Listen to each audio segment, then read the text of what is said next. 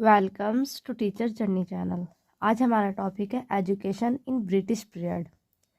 ये जो क्वेश्चन है हमारा मैकेले माइन्यूट, कम से कम ये 15 या 16 मार्क्स में आता है बीएड में।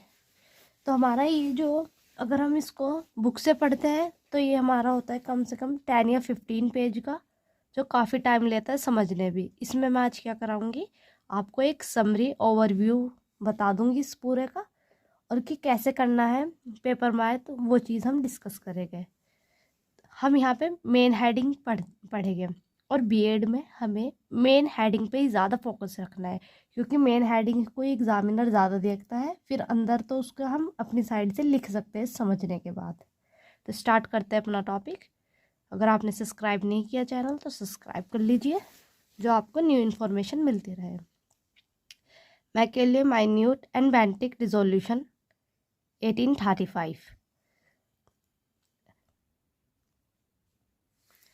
तो मैकेले माइन्यूट को पढ़ने से पहले हम थोड़ा सा बैक जाकर देखते हैं। तो बैक में पहले ब्रिटिश ने क्या कहा था। ब्रिटिश सरकार ने कहा था कि हम क्या 1 लाख रुपए खर्च करेंगे इंडिया की एजुकेशन पे। किस पर? इंडिया में आकर लिटरेचर प्रोग्रेस पे और नेटिव लर्नर पर। लेकिन ये बात तो कहा था उन्होंने लिटरेचर पे खर्च करेंगे, लेकिन ये नहीं बताया कौन सी लिटरेचर, अपनी इंग्लिश लिटरेचर पे या फिर हमारे यहाँ हिंदी अरबिक ये जो लैंग्वेज चलती थी उस टाइम उस लिटरेचर पे। तो हमारे यहाँ 2 टाइप के स्कूल थे उस टाइम पर। उनका नेम था एंगलिस्टिक और ओरेंटलिस्टिक।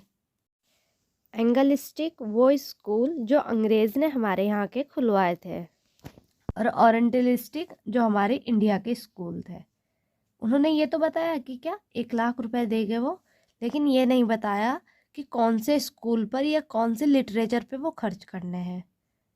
तो 20 ये ये ना जो हमारा मैकेले माइन्यूट है, या आप उसमें लर्न करना स्टेप वाइज कि 1 2 3, तो ये पॉइंट्स में जल्दी याद हो जाएगा। फिर हमारा थर्ड पॉइंट है कि 20 साल तक यही अपवाद चलता रहा कि ये पैसे खर्च कहाँ करने हैं। तो हमारा कब आया था ये चार्टर एक्ट, ये वाला 1813 में। तो इसमें हमने 20 ऐड करा तो ये 1833 हो गया। तो 20 साल तक यही सॉल्व नहीं हुई कि ये पैसे खर्च कहाँ करने हैं, और न्यू चार्टर एक्ट आ गया 1833 में आया। फिर जून 10 को 1834 में मैकेले इंडिया आए एज अ लॉ मेंबर।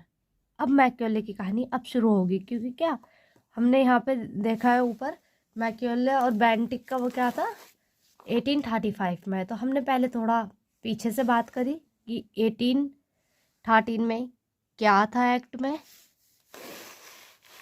फिर हमारे 10 जून को 1834 में मैकेले इंडिया आ गए लॉ मेंबर बन के।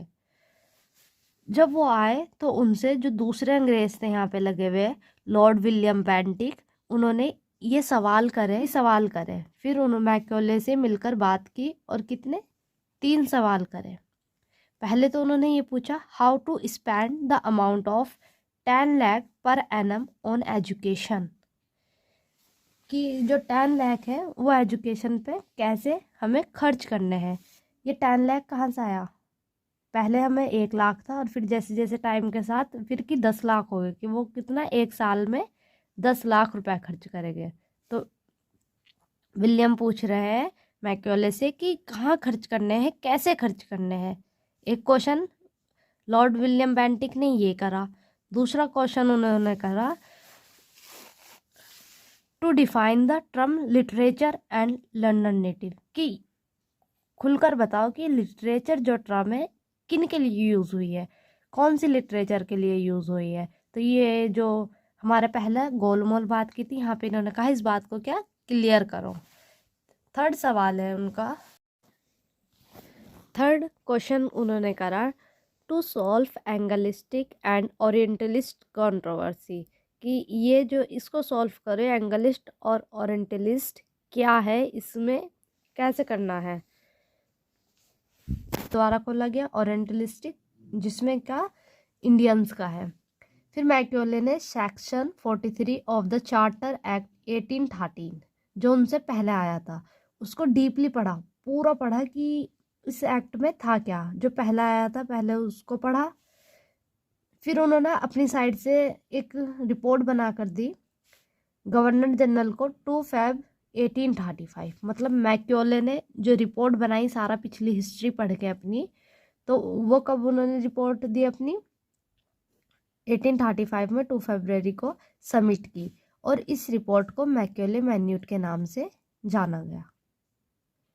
एक बार थोड़ा सा समरी में हम फिर क्या देखते हैं कि जो मैक्योले थे जब वो इंडिया आए, उन्होंने अपना जो ब्रिटिश एजुकेशन थी उसके पीछे के जो चार्टर एक्ट थे वो पढ़े। उनको पढ़ने के बाद अपनी एक रिपोर्ट तैयार करके दी। उस रिपोर्ट का नाम क्या पड़ा हमारा, मैक्योले मैन्यूट। तो ये जो उन्होंने रिपोर्ट पढ़ी थी पहले वाली 43 ऑफ द चार्टर एक्ट 1813, तो उस रिपोर्ट में क्या था, कभी कभी क्या शॉर्ट आंसर में आ जाता है, ज़्यादा शॉर्ट भी नहीं कि 5 नंबर के क्वेश्चन में आ जाता है कि सेक्शन 43 चार्टर एक्ट बताइए। तो यहाँ पे सिर्फ हम क्या पढ़ रहे हैं, उसकी मेन हेडिंग्स पढ़ रहे हैं, और फिर हम एग्ज़ाम में अपने टाइम से अपने टाइप पे लिख देंगे। कंपनी को जहाँ ठीक लगेगा वो वहाँ खर्च करेगी। सेक्शन 43 में चार्टर एक्ट ने कहा था कि जो कंपनी को जहाँ भी ठीक लगेगा वो अपने पैसे वहाँ पर खर्च करेगी। मैक्योले ने कहा लिटरेचर का मतलब only India, Sanskrit, Persian, Arabian नहीं है, कि मतलब जो लिटरेचर है वो इंडिया में जो लैंग्वेज यूज़ हो रही है उसका ही नहीं है, बल्कि वेस्टर्न लिटरेचर, कि मतलब जो पैसा है वो वेस्टर्न लिटरेचर पे भी खर्च होगा। लर्नर नेटिव का मतलब इंडिया के स्कॉलर नहीं है, बल्कि India scholar of English language भी है।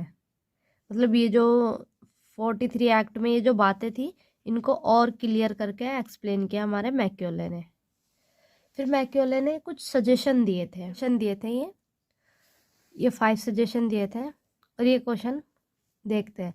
Education of western knowledge and literature is worthless. Education of eastern knowledge and literature is worthless. Eastern क्या, ये हम इंडिया को बोल रहे हैं ईस्टर्न। इन्होंने कहा मैक्योले ने कि जो हमारी ये इंडिया की लिटरेचर है वो क्या है, और नॉलेज है वो भी सब क्या है, बेकार है। एजुकेशन ऑफ वेस्टर्न लिटरेचर, अब अंग्रेज अपनी बात कर रहे हैं। Education of western literature and knowledge is important, कि उन्होंने कहा था कि हमारी जो लिटरेचर है वो बहुत ही, और नॉलेज है, दोनों ही क्या है, बहुत ज़्यादा इम्पॉर्टेंट है। फिर उन्होंने एक एग्जाम्पल दिया था इसका। मैक्योले ने एग्जाम्पल देते हुए कहा था कि a single shelf of a good European library is worth the whole native literature of India and Arabia. उन्होंने कहा था कि जो हमारी यूरोप की एक अच्छी शेल्फ है, एक सिंगल शेल्फ, वो भी इंडिया और अरेबिया के जो लिटरेचर है उससे ज़्यादा है, अच्छी है, बेटर है। उन्होंने ये बात कही थी मैक्योले ने। Making English as a medium of education, और उन्होंने ही क्या करा था उस टाइम से ही हमारा जो एजुकेशन में इंग्लिश मीडियम आया है ये मैक्योले की ही देन है। Organisation of higher education, institutions of elite classes. Macaulay ने कहा था कि जो हम हायर एजुकेशन देंगे वो सिर्फ उच्च कास्ट के लोगों को, कि उच्च कास्ट के लोगों को ही देंगे, जो क्या है, जिनका स्टेटस अच्छा है, जो फाइनेंशियली अच्छे हैं, उनको ही क्या हम एजुकेशन, हायर एजुकेशन प्रोवाइड करेंगे। इसको दूसरे नाम से क्वेश्चन आ जाता है इस पॉइंट पे कि डाउन फिल्ट्रेशन थ्योरी के नाम से भी जाना जाता है। अंग्रेज कहते हैं, का मानना था कि जो इंडिया है वो कॉपी करती है अपने से ऊपर कास्ट वालों को, और फाइनेंशियल जो अच्छे होते हैं, तो उनका कहना था हम सिर्फ अच्छे इलीट क्लासेस वाले लोगों को पढ़ाएंगे, और बाकी जो नीचे के पुअर लोग हैं वो उसको कॉपी करके वही चीज़ सीख लेंगे। तो इसको ही डाउन फिल्ट्रेशन थ्योरी के नाम से भी पूछ लेते हैं। फिर लास्ट पॉइंट है हमारा पॉलिसी ऑफ रिलीजियस न्यूट्रलिटी, मतलब एजुकेशन के फील्ड में जो हम धर्म को क्या रखेंगे, एक न्यूट्रल रखेंगे। तो हमारा इस तरह ये मैक्योले पूरा कंप्लीट हुआ। जितने भी इम्पॉर्टेंट टॉपिक है बीएड के वो सभी हम कवर करते चले गए। एक उसको क्या है, एक शॉर्ट फॉर्म में आपके सामने रिप्रेजेंट करके, क्योंकि सबको पता है कि बीएड में हम इतना टाइम नहीं दे सकते साथ में, क्योंकि और भी कोर्सेज हम करते हैं तो कम टाइम में हम ज़्यादा सीखें